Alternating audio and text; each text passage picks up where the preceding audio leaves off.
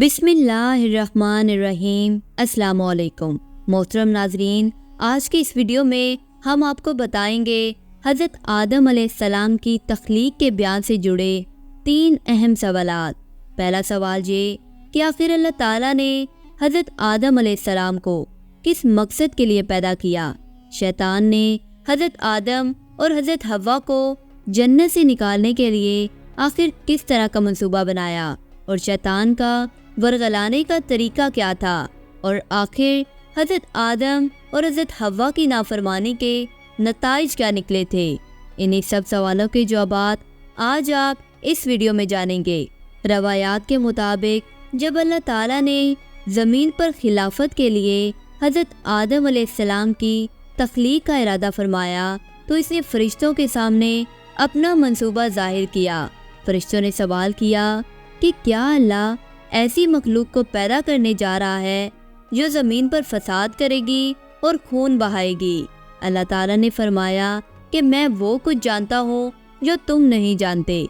अल्लाह ताला ने ज़मीन के मुख्तलिफ हिस्सों से सुर्ख, सफ़ेद और स्याह मिट्टी को जमा करके हज़रत आदम अलैहिस्सलाम का कल्ब तैयार किया। इस खाकी कल्ब में अल्लाह ने अपनी हिकमत के तहत इंसान की तमाम खुसूसियात को शामिल किया, जिसके बाद कुदरत ने आदम अलैहिस्सलाम को मुकम्मल अंदाज में तश्कील दिया। एक मुद्दत तक ये कल्ब यूं ही बेजान रहा। एक मुद्दत के बाद जब इनमें रूह डालने का वक्त आया, अल्लाह ने कहा, ए रूह इस कल्ब में दाखिल हो जाओ। जैसे ही रूह हज़रत आदम अलैहिस्सलाम के जिस्म में दाखिल हुई, इनके जिस्म में जान आने लगी और वो हरकत करने लगे। जब इनकी आंखों में रूह पहुंची तो इन्होंने जन्नत की तरफ देखा और हैरत में आ गए। अल्लाह ताला की कुदरत ने इनकी हर हरकत को ज़िंदगी बख्शी और वो मुकम्मल इंसान की सूरत में ज़ाहिर हुए। अल्लाह ने हज़रत आदम को ज़मीन पर खिलाफत अता फरमाई और इन्हें फ़रिश्तों के सामने इल्म सिखाया। हज़रत आदम अलैहिस्सलाम को हर चीज़ का नाम और हकीकत बता दी गई, जिससे इन्हें इल्म में फ़ौक़ियत मिली। अल्लाह ताला ने फ़रिश्तों से फरमाया कि आदम को सजदा करो, क्योंकि इनके इल्म और हिकमत में अल्लाह की कुदरत का मज़हर था। सब फ़रिश्ते अल्लाह के हुक्म के ताबिया हुए और हज़रत आदम अलैहिस्सलाम को सजदा किया, मगर शैतान ने इनकार कर दिया। इसने तकब्बुर करते हुए कहा कि मैं आग से पैदा हुआ हूँ और आदम मिट्टी से बने हैं, इसलिए मैं इनसे अफजल हूँ। अल्लाह ताला ने शैतान के इस रवैये को नापसंद फरमाया और इसे जन्नत से निकाल दिया। जो शैतान को हमेशा के लिए राइंदा दरगाह कर दिया गया। फिर अल्लाह ताला ने हज़रत आदम अलैहिस्सलाम को नींद दी और इनके पहलू से हज़रत हव्वा अलैहिस्सलाम को पैदा फरमाया, जो हज़रत आदम अलैहिस्सलाम के लिए एक हमसफ़र और ज़िंदगी की शरीक बने। हज़रत आदम अलैहिस्सलाम और हज़रत हव्वा की मुलाकात जन्नत में हुई और अल्लाह ने इन्हें एक दूसरे का साथी बनाया। हज़रत हव्वा को अल्लाह ताला ने हज़रत आदम अलैहिस्सलाम की पसली से पैदा किया और इनके हुस्न जमाल को तमाम दुनिया से मुनफरिद बनाया।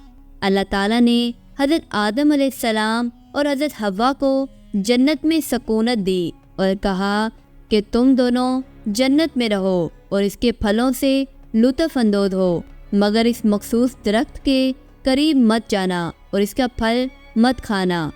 जब शैतान को हज़रत आदम को सजदा ना करने की वजह से जन्नत से निकाला गया तो वो हसद और गुस्से में भड़क उठा। इसने इरादा किया कि किसी तरह हज़रत आदम और हज़रत हव्वा को जन्नत से निकाले। शैतान ने पहले ताऊस यानी मोर से दोस्ती करने की कोशिश की और कहा कि मेरे और तुम्हारे ताल्लुकात पुराने हैं, मेरी मदद करो और मुझे जन्नत तक पहुंचा दो ताकि मैं आदम से अपना बदला ले सकूं। लेकिन ताऊस ने इस बात से इनकार कर दिया। फिर शैतान सांप के पास गया और इसे अपनी चालाकी के ज़रिए फरिश्ता किया। सांप ने शैतान को अपने मुंह में छुपाकर जन्नत में दाखिल कर दिया और वहां पहुंचा दिया। जन्नत के निगहबान को इस बात का इल्म नहीं हुआ। जन्नत में पहुंचकर शैतान हज़रत आदम और हज़रत हव्वा के करीब गया اور رونا شروع کر دیا۔ حضرت آدم اور حضرت حوا نے اس سے پوچھا کہ تم کیوں رو رہے ہو؟ شیطان نے کہا کہ مجھے تم دونوں کا حال دیکھ کر بہت دکھ ہو رہا ہے۔ اگر تم نے میری بات نہ مانی تو جلد ہی تمہیں اس جنت سے نکال دیا جائے گا اور تمہیں موت کا ذائقہ چکھنا پڑے گا۔ پھر شیطان نے کہا کہ اگر تم میرے کہنے پر عمل کرو تو میں تمہیں ایک درخت کے بارے میں بتا سکتا ہوں جس کا پھل کھانے سے تم ہمیشہ زندہ رہو گے اور کبھی موت کا سامنا نہیں کرو گے۔ حضرت آدم نے اس بات کو قبول نہ کیا اور کہا کہ ہم ہرگز اللہ تعالیٰ کی نافرمانی نہیں کریں گے۔ شیطان نے قسم کھا کر کہا کہ میں تمہارا خیر خواہ ہوں اور جو کچھ کہہ رہا ہوں وہ تمہارے بھلے کے لیے ہے۔ حضرت آدم کو نیند آ گئی اور وہ آرام کرنے چلے گئے۔ شیطان نے حضرت حوا کے پاس جا کر دوبارہ اپنے منصوبے پر عمل کیا۔ اس نے حضرت حوا کے دل میں وسوسہ ڈالا کہ اگر تم اس درخت کا پھل کھاؤ گی تو ہمیشہ زندہ رہو گی اور کوئی نقصان نہیں ہوگا۔ سانپ نے بھی شیطان کی بات کی تصدیق کی اور کہا کہ میں جنت کا خادم ہوں، میری گواہی پر بھروسہ کرو۔ حضرت حوا نے سوچا اگر درخت کا پھل کھانے سے کچھ نقصان ہوگا تو وہ اللہ سے معافی مانگ لیں گی اور اگر کچھ نہ ہوا تو حضرت آدم بھی اس میں شریک ہو سکتے ہیں۔ یوں حضرت حوا نے اس درخت کا پھل کھا لیا اور حضرت آدم کو بھی کھانے کے لیے دیا۔